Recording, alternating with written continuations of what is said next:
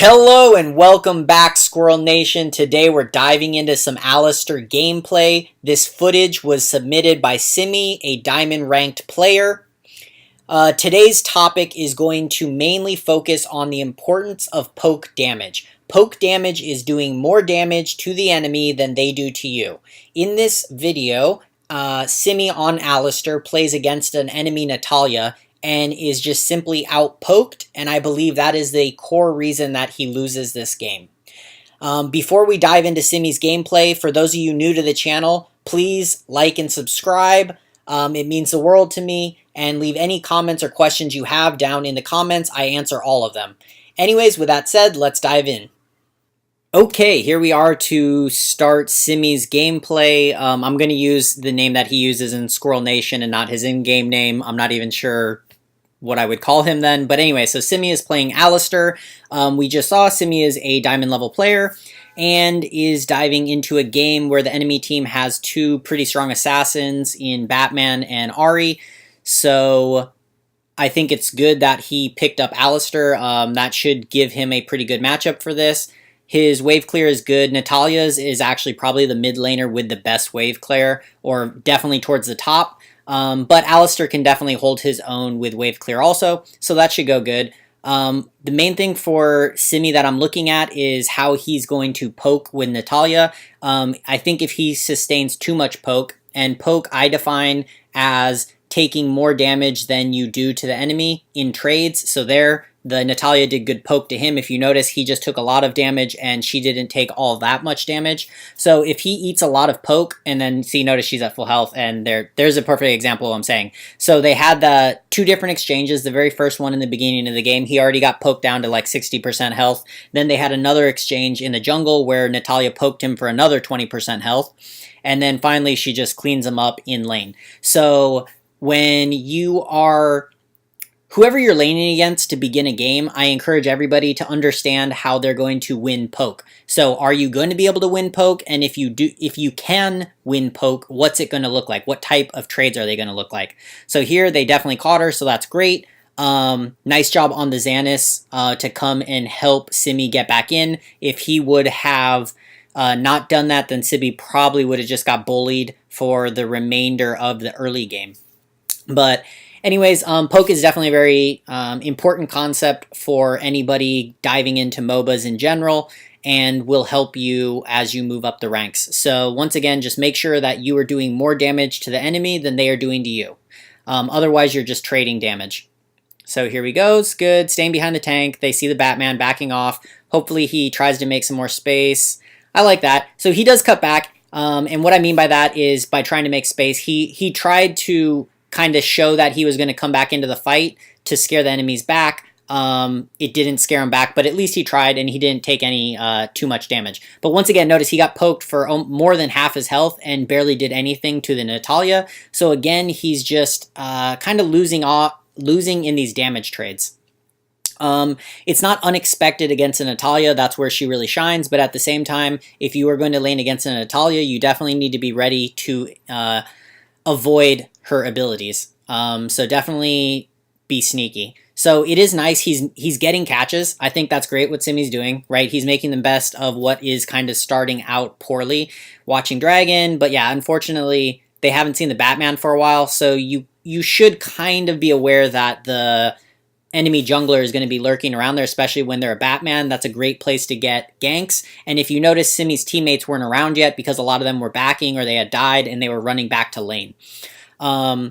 So that's just something to keep in mind. But I think Simi made a great play where he put his stun out and then he flashed over it so that Batman's only choice to catch up to him was to actually get stunned. I think that was a great escape. So once again, I think Simi's making he's making the best out of a bad situation.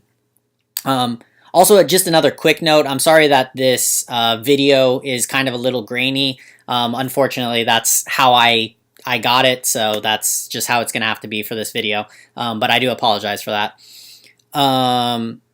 So roaming, okay, they gave up the dragon. I'm not really sure what his point of roaming here was. So the minion wave wasn't there. There's no objectives up. and by objectives, like the Spirit Sentinel's not even alive yet, so I don't, and the enemy wasn't showing, so I'm not really sure why he rotated down there. When you're in Diamond, rotating with a purpose definitely matters. At any rank it matters, obviously, but at Diamond it really matters because when you're wasting like what he did, maybe like 20 to 30 seconds rotating to a lane and doing nothing, then the enemies are probably rotating to get good value somewhere else. So here he sees this, he catches the Natalia finally, that's good. He gets his full combo off, but unfortunately the Tell was able to get him because he was just a little too close to this mid lane sidewall. So there, what I would have liked is for him not to ult. Just land your stun, get your AoE, and then back up behind your tank, the Baldum that was there. And then if the enemy overly aggressive or pushes too much, then go in for the kill. Instead of just deciding to like, okay, if I land my combo, no matter what, it's a good thing. Just because you can land your hero's combo, and I see this with a lot of Mina players too, is they're like, oh, I can flash in and I can get 3 or 4 people in my ult, I have to do it. But no, right? You kind of gotta weigh when you should use it. But anyways, this fight is going good. Baldum, nice ult, is stalling out the Batman. Simi times it out perfectly. Great. I mean, that's great synergy. They're working well together. That awesome play again. Their team's obviously down by 5 kills right now, but they just swung 3 kills, or 2 kills, sorry. So I think that's really good. They're making the best of a bad situation. I love that he's pre-casting this ability in case Chognar gets greedy. He could have timed that a little bit better. He shouldn't have taken those 2 tower shots because he should have recognized that his minion was going to die and get out. So that is something to definitely improve on. But so far, a lot of good habits. To reiterate right now, so far my only major thing for Simi is just understanding poke. Is just when you can get a little poke, do it and get out. And see that right? That is...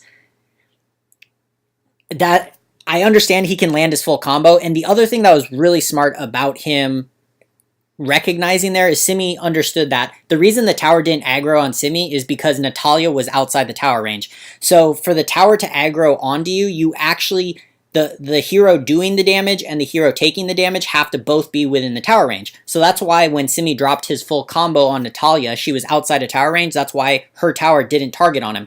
The problem there was...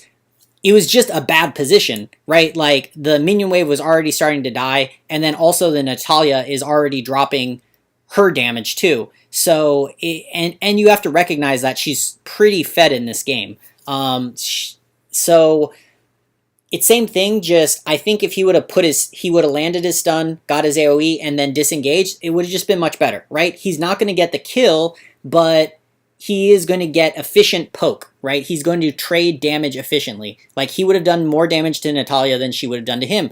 And when you're behind especially, I think poke really matters even more because the chance of you 1v1ing enemies when you're behind as a team is very low. So what you need to do is you need to learn to have efficient damage trades and efficient poke, and then get a nice lead. So when Natalia's at 40% health and Simi's at like 100% or 90% health, then go for your full combo and get the kill on her, right? I'm not... so typing is happening. There's a great example of why I just say turn off chat. Like, so, okay, notice Simi types there, right? We see that, but you also saw a team fight happening, so he's just sitting there while a team fight takes place right next to him, and then he finishes typing, sees a team fight, goes to join the team fight, and actually he's just trickling in because the enemies have already killed or almost killed his teammates. So this is a great example of why to just turn off chat. Just never type. Like, for the 1 out of 10 times that typing helps you, it is going to hurt you 9 times. And what you just saw in this video is exactly how typing hurts people.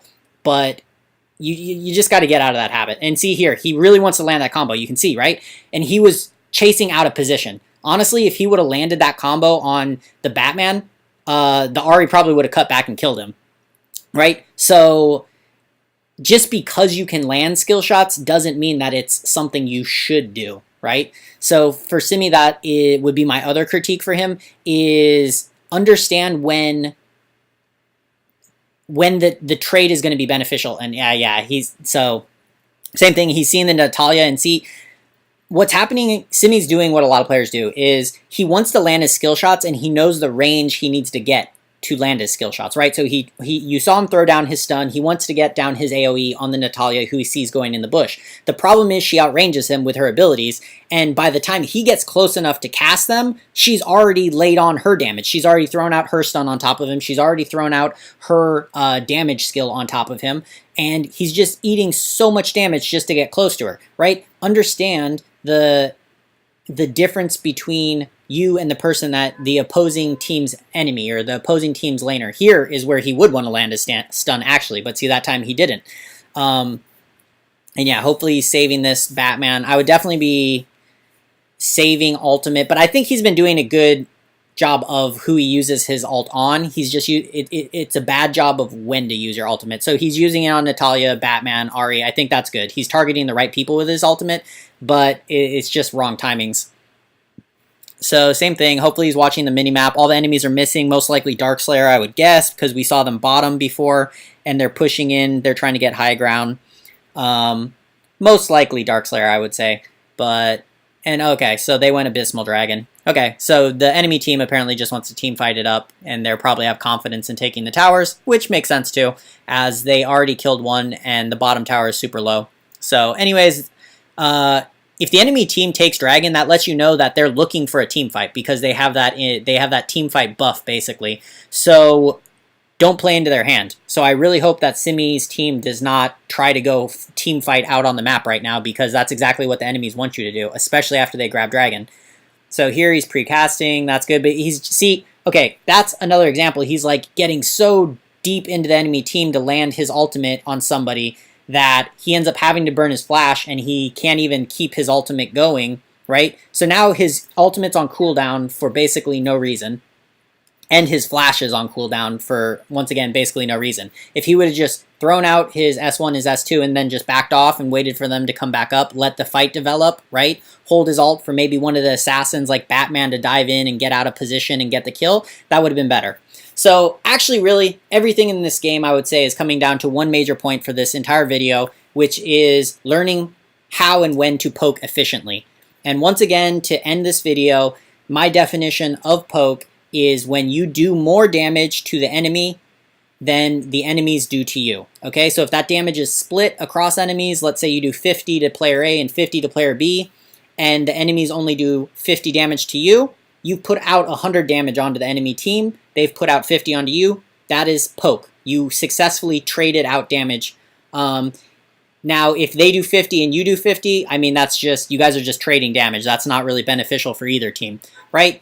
So for Simi, I think if he really focuses on that, that can help him make better decisions. To be clear about what I'm saying is Simi had poor choices, but I think his poor choices were all because he's not considering poke, how to optimize the damage he does in a safe way so that he doesn't take tons of damage back. And quite honestly, the enemy Natalia was just constantly out poking Simi, and that's why he lost lane, and that's just why fights kept going bad for him. Okay, that does it for today's video. I hope everybody enjoyed it. Please like and subscribe if you did. Also, it really helps me if you will share this video around so that other people can join the Squirrel Nation and just join our great community we have going on. But anyways, as always, I'll see you all tomorrow, and happy ranking.